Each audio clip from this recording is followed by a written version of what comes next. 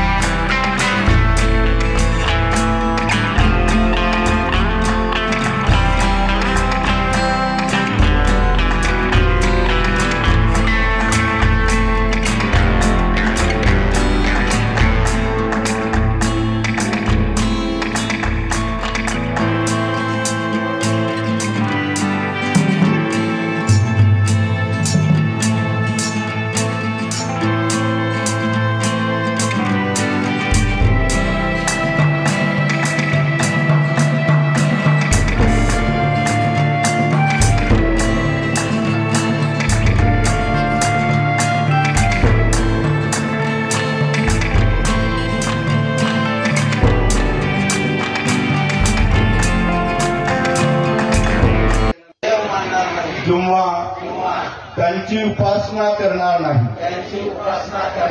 मी गौरी गणपती इत्यादी हिंदू धर्मातील कोणत्याही देवदेवतेस